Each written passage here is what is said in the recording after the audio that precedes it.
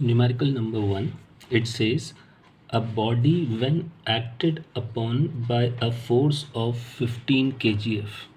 Now here the force applied on the body is given to you in kgf. Now what we will do, we will convert it into Newton. So the force given over here is 15 kgf. Now when you have to convert kgf into Newton, you will multiply it with the value of gravity. So that is 10. So it is 150 Newton. Remember, whenever you have to use the force in a formula, make sure that force is in Newton. Now the body gets displaced by 0.6 meter. So the displacement given to you is 0.6 meter. Now we have to calculate the work done by the force when the displacement is in the direction of force.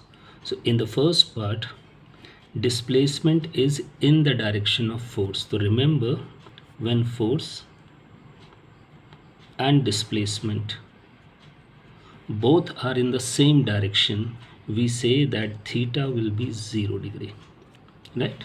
Now let us calculate the work done under this condition. Formula for work is Fs cos theta. Now here the force applied is 150 Newton. S, that is displacement, is 0.6 into cos 0 degree. Now when you multiply 150 by 0.6, that will give you 90, and cos 0 value is 1. So you can say the work done is 100 joule. Sorry, 90 joule. So this is the work done. This is clear to you. Now moving on to the second part. Now see, in second part they say that the displacement is at an angle of 60 degree with the force. In the second part they are saying that displacement is at an angle of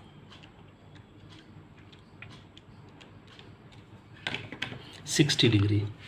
So we can say that theta in the second part is to be used 60 degree. Okay, so let's apply the formula. We have work is equal to Fs cos theta.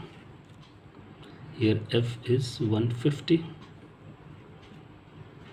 into S is 0.6, and then we have cos 60. So 150 into 0.6 will give you 90, and value for cos 60 is 1 by 2. So the result will be 45 joule. This will be the work done. Now moving on to the third part. In the third part they say that the displacement is normal to the force. See, third part says that displacement is normal to the force. Now if displacement is normal to the force, then remember theta to be taken 90 degree. Displacement is normal to the force. That means if force is in this direction, then displacement will be perpendicular to it. So angle will be of 90 degree. So let us apply the formula. Work is equal to Fs cos theta. Here F is 150, S is 0.6, and then we have cos 90. 150 into 0.6 will give you 90, and value for cos 90, it is 0. So the work done will be 0. So remember, whenever force is perpendicular to the direction of displacement, work will always be 0.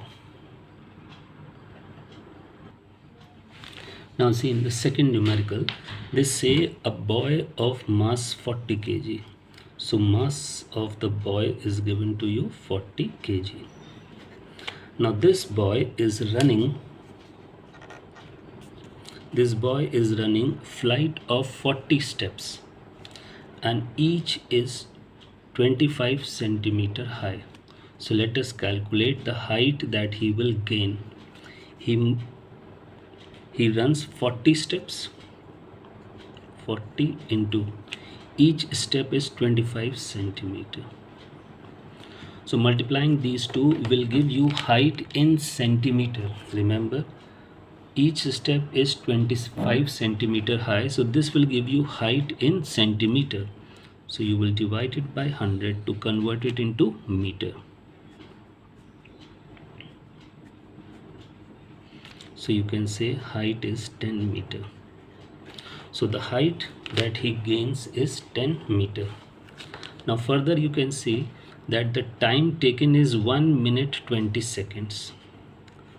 So see, total time 1 minute means 60 seconds plus 20 seconds more. So 60 seconds from 1 minute and plus 20 seconds. So that will give you 80 seconds. That's the time taken by him. Now in the first part we need to calculate the force of gravity acting on him. First part we need to calculate force of gravity. Now whenever you have to calculate the force of gravity on the body, formula is mass into gravity, where m will be the mass of the body and g will be the acceleration due to gravity. So here you can see mass of the boy is 40 and acceleration due to gravity is given as 10. So it's 400 and it's the force, so it will be in Newton. Moving on to the second part. The work done by him against the gravity. Now we have to find the work done by him. Now as the boy is moving in the upward direction, right? So the force applied by the boy will be in the upward direction, right? Okay. And his displacement is also in the upward direction. So force applied by the boy and the displacement both are in the same direction. So in such case, work done is equal to mgh. Whenever there is a vertical motion, then remember work done is calculated by mgh. So boy is applying force in the upward direction, displacement is also in the upward direction, so the work done will be positive mgh. So let's calculate it. M is 40, gravity is 10 and height is also 10. So it will be 4000 joule. That's the work done by him. Now remember, if force and displacement both were in opposite direction, then remember work done would have been negative minus mgh if they were in opposite direction. But as the boy is moving in the upward direction, so displacement is in the upward direction and the boy is moving in upward, so he will be applying force in the upward direction. That's why we have taken work positive. Now moving on to the third part. They say calculate the power developed. So formula for power is work upon time. Now remember, whenever you are using this formula, make sure that time is in seconds. That's why we converted time in seconds. So work we have calculated 4000, time we have got 80 seconds. Reduce it, so you will be getting 50. So the unit for the power can be written as joule per second, or you can also write it as watt. Either you write joule per second or you can write watt. This is clear to you? Okay, now moving to the third numerical. A water pump raises 50 liters of water. First of all, you can see this is 50 liters of water, that is the volume. Now volume of water is given to you in liters. So first of all, you need to convert it into cubic meter, SI unit. So to convert liter into cubic meter, you will divide it by 1000. and this liter will be converted into cubic meter. Now we have got volume of water. Okay, they say the water is raised through a height of 30 meter. So height given to you is 30 meter and the time given to you is 6 seconds. Now you have to calculate the power which the pump supplies. Now to calculate the power of the pump, first of all we need to calculate work done by the pump. Now for work done, we should know the mass of the water that had been lifted. See, we know the volume of water that has been lifted by the pump, but you need to know the mass of the water. So how will you get the mass? See, mass is equal to volume into density, right? Volume of water you have got 50 upon 1000 into density of water is given to you as 1000. So you are getting mass of water lifted 650 kg. Okay, now we need to calculate the work done. अभी previous question में हम लोगों ने क्या पढ़ा था कि अगर कोई बॉडी अपवर्ड डायरेक्शन में मूव करती है वर्टिकल डायरेक्शन में, तो जो वर्क होगा वो आप कैसे कैलकुलेट करोगे? mgh से। तो यहाँ पे पंप ने क्या किया है, वाटर को लिफ्ट किया है, यानी कि वाटर वर्टिकल डायरेक्शन में मूव कर रहा है। तो अगर कोई बॉडी वर्टिकल डायरेक्शन में मूव करती है तो वर्क के लिए फॉर्मूला आप हमेशा क्या यूज़ करोगे? mgh। m हो जाएगा मास ऑफ द बॉडी। तो यहाँ पे बॉडी कौन है जिसको रेस किया जा रहा है? यहाँ पे बॉडी है वाटर, तो हम वाटर का मास ले लेंगे। ग्रेविटी इस क्वेश्चन में दी गई है 9.8, तो 9.8 लेंगे। ध्यान रखिएगा, अगर किसी न्यूमेरिकल में ग्रेविटी ना दी जाए तो आप 9.8 लीजिएगा, आप 10 मत ले लीजिएगा अपने मन से। और हाइट कितनी है? 30। चलिए इसको कैलकुलेट करके देखते हैं कि कितना वर्क डन आएगा हमारे पास।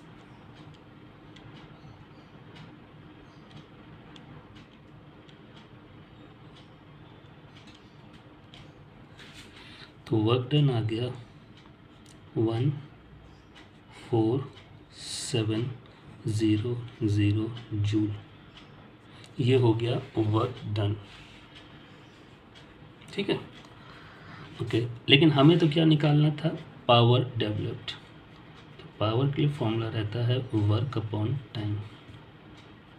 ध्यान रखिएगा, टाइम इन सेकेंड्स। इस न्यूमेरिकल में तो टाइम आपको सेकेंड्स में दे ही रखा है। तो वर्क है 14700 और टाइम आपको दिया गया है 6 सेकेंड्स। तो लेट्स डिवाइड इट बाय 6। तो हमारे पास रिज़ल्ट आएगा 2450। अच्छा, ये हमने क्या निकाला है? पावर, तो इसकी यूनिट होगी वॉट। तो चाहे वॉट लिखिए और चाहे आप जूल पर सेकंड लिख दीजिए। क्लियर? तो ये ध्यान रखिएगा, इसमें जो वॉल्यूम दिया गया था वाटर का वो आपको लीटर्स में था, तो पहले आपने 1000 से डिवाइड करके उसको क्यूबिक मीटर में चेंज किया। तो ये हो गया वॉल्यूम, और वॉल्यूम इनटू डेंसिटी कर दोगे तो मास निकल आएगा। और चूँकि यहाँ वाटर को लिफ्ट किया जा रहा था, तो अगर कोई भी बॉडी वर्टिकल मोशन करेगी तो वर्क के लिए फॉर्मूला आप क्या यूज़ करोगे? mgh। This is clear to you? Now let's move on to the next question.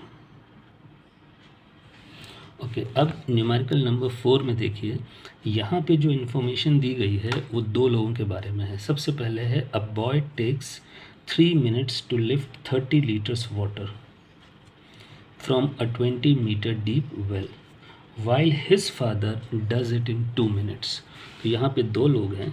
एक तो पहले हमारे पास बॉय के लिए इन्फॉर्मेशन है और फिर उसके फादर के लिए इन्फॉर्मेशन है।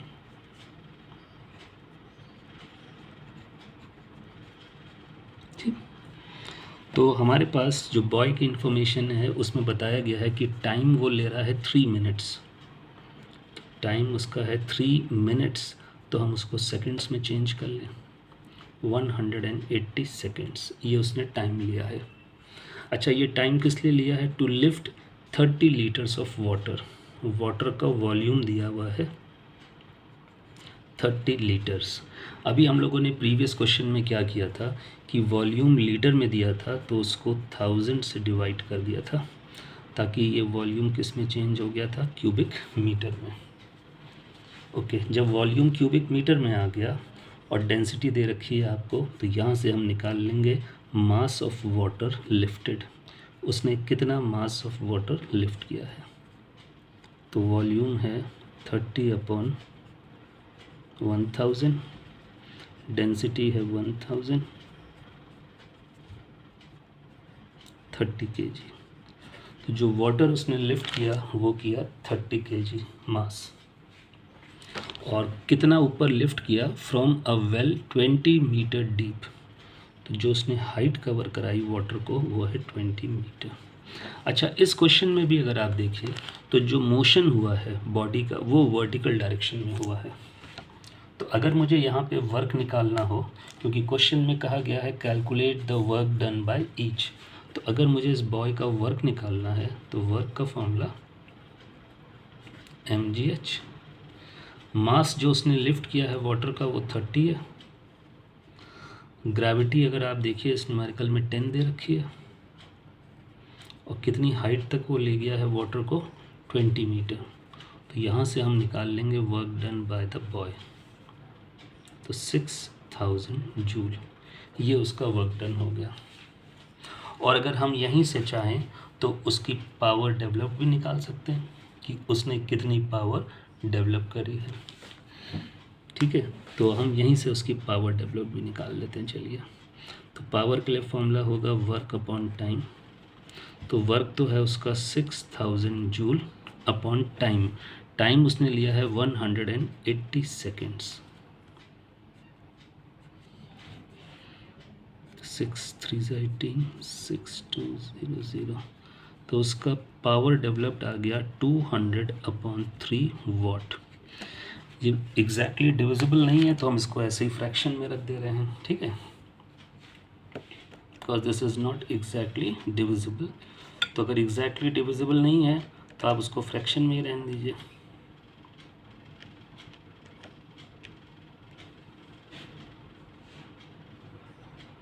एक इसको चेक करते हैं फिर से। 0 इसको हम लोगों ने रिड्यूस किया बाय 6, सॉरी यहाँ 1 आएगा 100। तो ये 100/3, सॉरी कैलकुलेशन ठीक करिएगा, 100/3 ये इसकी पावर डेवलप्ड आ गई। ठीक, अच्छा अब फादर के लिए देखते हैं। फादर के लिए अगर आप देखिए तो इसमें कहा गया while his father does it in 2 minutes. Father ने जो टाइम लिया है वो लिया है 2 मिनट्स का, मतलब 120 सेकेंड्स का। ये हो गया टाइम टेकन बाय फादर। अच्छा, अगर क्वेश्चन को पढ़िए तो क्वेश्चन में दिया है while his father does it, मतलब जो काम इस बॉय ने किया वही काम इसके फादर ने भी किया, सेम। मतलब जितना वाटर उस बॉय ने उठाया उतना ही वाटर इसके फादर ने भी उठाया है। तो अगर दोनों के लिए वर्क सेम कहा गया है तो मैं बॉय के लिए तो वर्क डन निकाल चुका हूँ, उसी वर्क डन को मैं फादर के लिए यूज़ कर दूँ क्योंकि सेम वर्क है। तो यहाँ पे वर्क डन बाय फादर वो सेम हो जाएगा। देखिए, क्योंकि अगर आप न्यूमेरिकल पढ़िए तो न्यूमेरिकल में दिया हुआ है कि जो भी काम उस बॉय ने किया while his father does it, उसी काम को इसका फादर भी कर रहा है।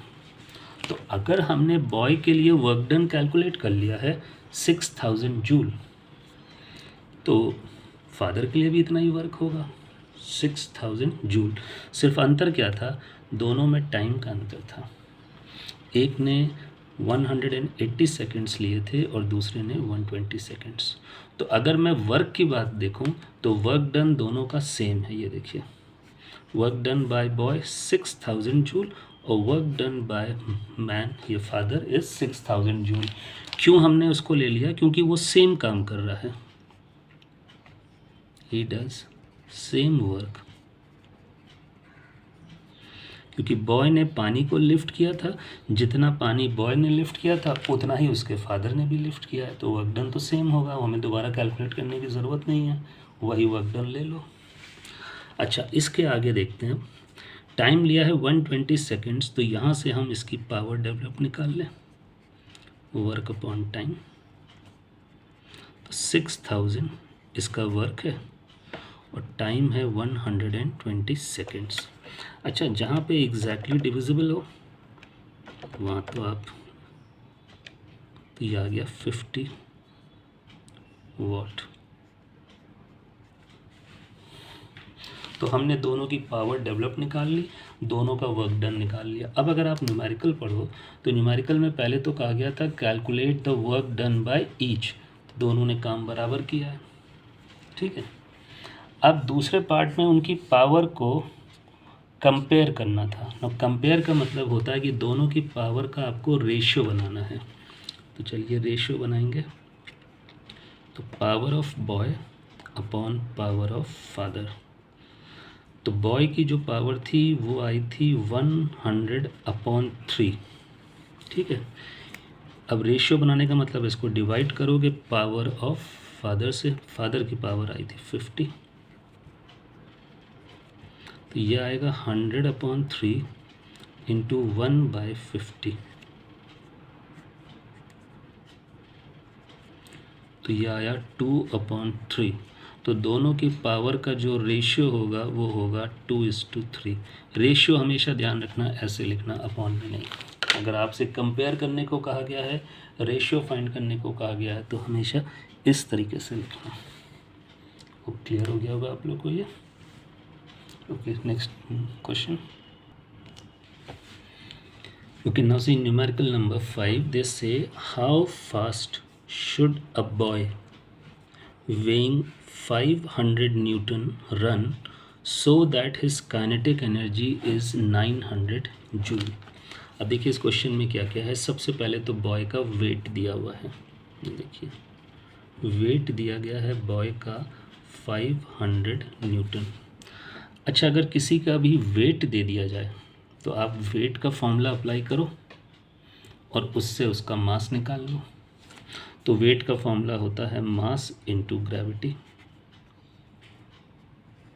अच्छा, ये हम तब करेंगे जब हमको वेट न्यूटन में दिया हो। तो अगर कभी भी वेट न्यूटन में दिया जाएगा तो आप ऐसे करके उसका मास निकाल लेंगे। एक पॉइंट का ध्यान रखना कि अगर किसी का वेट केजीएफ में देते हैं, that is the gravitational unit, तो वहाँ पे जो उसका वेट दिया गया है, जैसे दिया गया है सपोज़ करो 50 kgf, तो वही उसका मास हो जाएगा 50 kg। लेकिन जब वेट न्यूटन में दिया जाएगा तब आपको ऐसे कैलकुलेट करना होगा। मास हमें कैलकुलेट कर सकते हैं यहाँ से। ग्रेविटी इसमें कितनी दी गई है, देखिए 10। तो इस तरीके से आप यहाँ पे इसका मास निकाल सकते हो। तो मास आपको पता चल जाएगा 50 kg। तो हमको इस बॉय का मास पता लग गया। देखिए वेट तो दिया ही था, मास पता लग गया। और क्या दे रखा है, देखिए उसकी काइनेटिक एनर्जी दे रखी है 900 जूल। अब काइनेटिक एनर्जी दी है और पूछा गया है how fast should he run, तो उसकी आपसे स्पीड पूछ रहे हैं। चलिए काइनेटिक एनर्जी का फॉर्मूला यूज़ करते हैं, 12 mv²। काइनेटिक एनर्जी हमें पता है 900 है, हाफ मास भी पता है कि मास कितना है 50, और हमें उसकी वेलोसिटी स्पीड पता करनी है। क्रॉस मल्टीप्लाई करते हैं 900 × 2/50, तो इससे आपको v² पता लग जाएगा, ठीक है।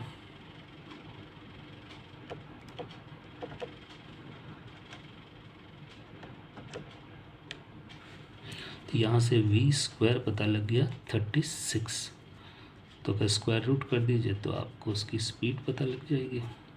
तो उसकी स्पीड हो गई 6 मीटर/सेकेंड। देखिए ये ध्यान रखिएगा, अगर वेट न्यूटन में है तो वहाँ से आप पहले उसका मास निकालेंगे। Okay, moving on to the next question. देखिए नेक्स्ट क्वेश्चन क्या है हमारे पास। अब देखिए नेक्स्ट क्वेश्चन में दिया है the power of a motor, किसी मोटर की पावर दे रखी है 60 किलोवाट। अब यहाँ ध्यान दीजिए जो पावर दी गई है वो प्रीफिक्स के साथ दी गई है, तो आपका पहला काम होगा इस प्रीफिक्स को हटाना। प्रीफिक्स को हटाने के लिए यह है किलो, तो इसकी मीनिंग हुई 1000, तो 1000 से मल्टीप्लाई कर दें तो हमारे पास जो पावर है वो आ जाएगी 60,000 वाट। तो पावर किलो वाट में दी थी तो इसको हम लोगों ने वाट में कन्वर्ट कर लिया, ठीक है।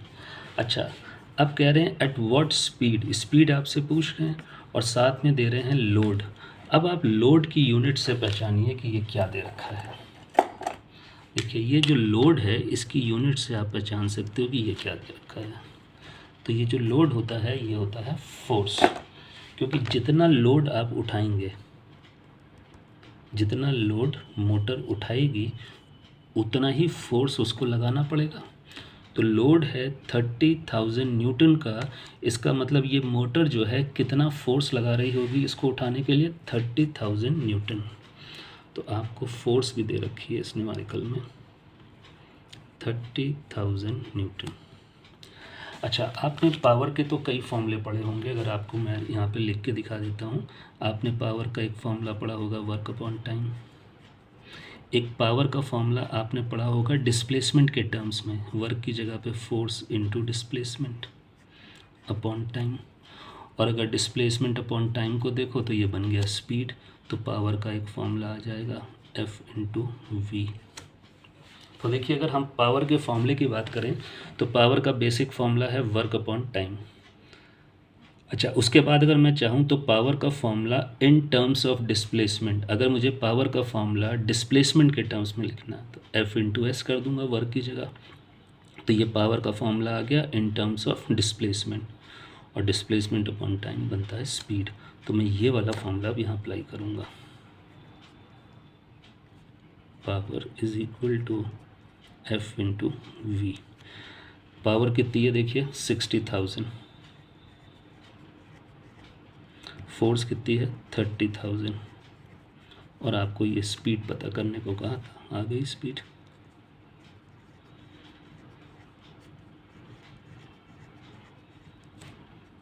ये रिड्यूस करने पे आ गया 2 मीटर पर सेकेंड, ठीक है।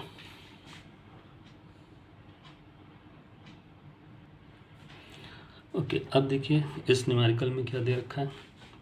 इसमें कहा गया for the same kinetic energy of a body what should be the change in its velocity if the mass is increase to 9 times. अब यहाँ दो केसेस हैं, बॉडी जो है, जो बॉडी पहले थी, सेकंड केस में उसका मास इंक्रीज किया जा रहा है 9 टाइम्स। देखिए जब आप मास चेंज कर रहे हैं, पहले सपोज करिए कि मास केस 1 में हम मास मान ले रहे हैं इनिशियल मास m, तो जो केस 2 है तो फाइनल मास कितना लेना है हमको 9 टाइम्स, यानी कि जितना पहले लिया उसका 9 टाइम्स, तो इसमें लोगे 9m, ठीक। अच्छा, ये पूछ रहा है कि what will be the change in velocity. अब वेलोसिटी हमें नहीं पता है, तो हम एक काम करें कि इनिशियल केस की जो वेलोसिटी है उसको मान ले रहे हैं v1, और जो केस 2 है भाई उसमें वेलोसिटी बदल जाएगी क्योंकि आपने मास बदल दिया है, काइनेटिक एनर्जी सेम रखी है तो वेलोसिटी बदल जाएगी।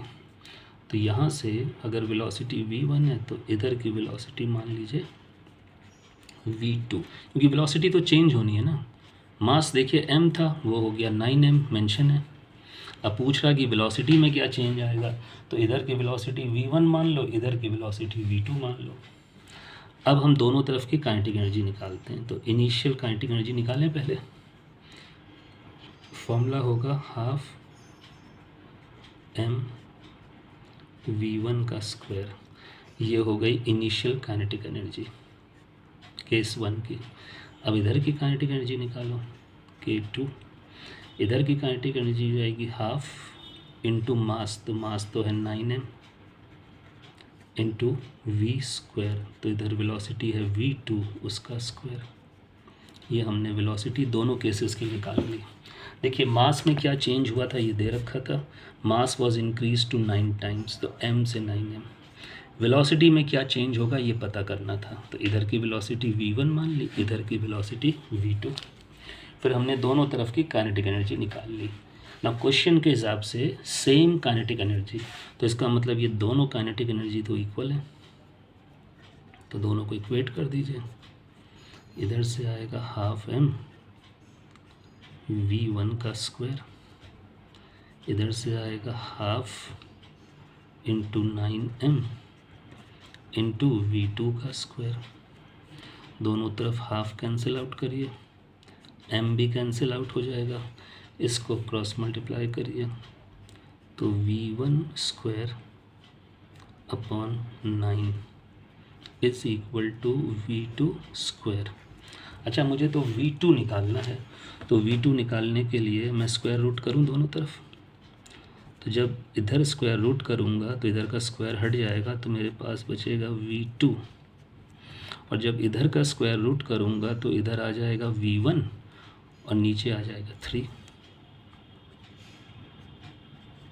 तो देखिए यहाँ से क्या रिलेशन आया वेलोसिटी का, कि जो नई वेलोसिटी है it is 1/3 of the initial velocity, यानी कि वेलोसिटी जो है नई वाली वेलोसिटी वो कम हो गई है, it has been reduced to 1/3।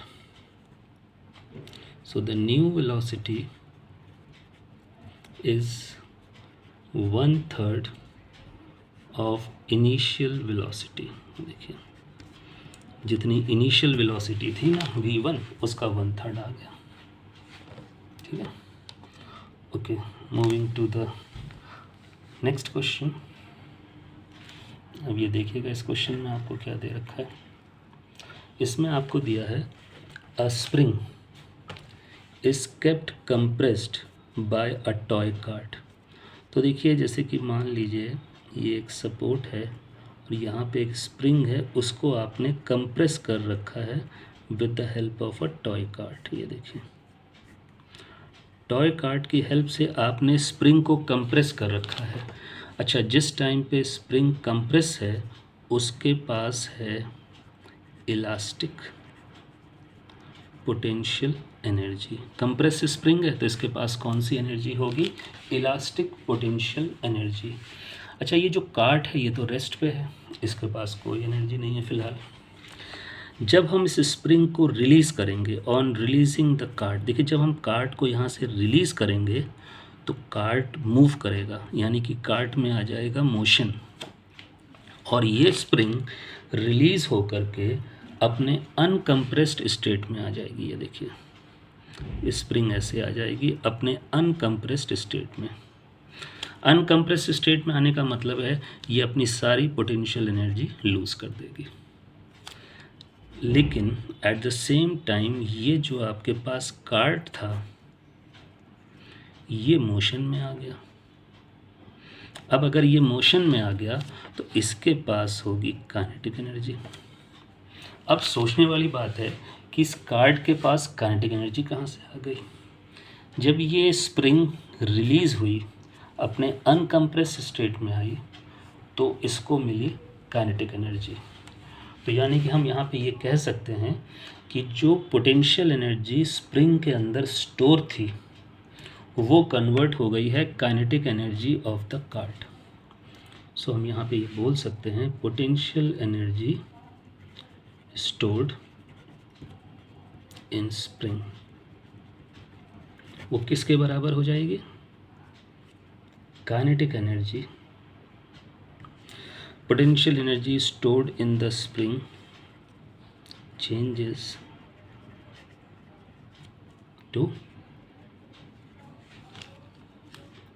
into the kinetic energy of the cart।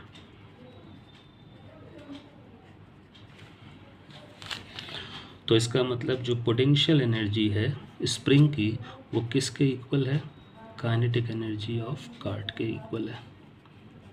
तो हम यहाँ पे अगर काइनेटिक एनर्जी ऑफ कार्ड निकाल लें तो वही पोटेंशियल एनर्जी हो जाएगी। काइनेटिक एनर्जी का फॉर्मूला ½ mv²।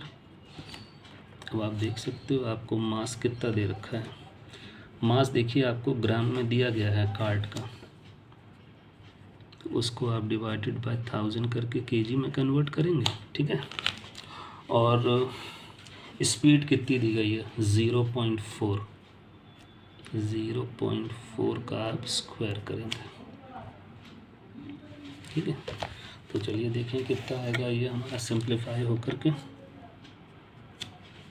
ऊपर आपके पास है 300 इंटू 0.4 इंटू 0.4, तो न्यूमरेटर प्लेस में तो आ गया आपके पास 48। ओके, डिनोमिनेटर में है 2 इंटू 1000। अगर मैं इसको 2 से रिड्यूस करूं तो ये हो गया मेरे पास 24, और नीचे है 1 2 3 मल्टीपल ऑफ 10, उसको ऊपर ले जाऊं तो 10 की पावर -3 एनर्जी इन जूल। ये देखिए, तो ये हमारे पास आ गया पोटेंशियल एनर्जी।